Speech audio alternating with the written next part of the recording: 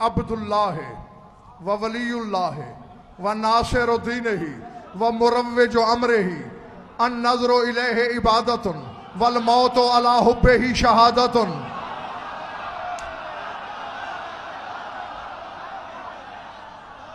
हैं जो चले नहीं गए, यहीं बैठे हुए हैं रूहानी जिस्मानी तौर पर, कहते हैं अली अल्लाह का अब्द है, बंदा है। ईमान है हमारा, बंदा है। मेरा मौला खुद जो कहता है मैं उसका बंदा हूं, हम क्यों अल्लाह कहें उसे?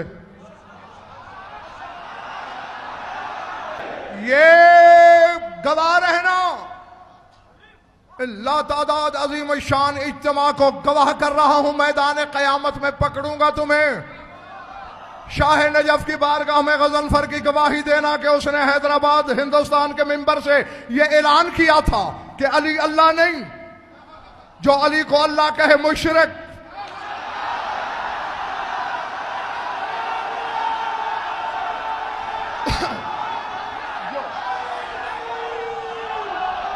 हाँ, लेकिन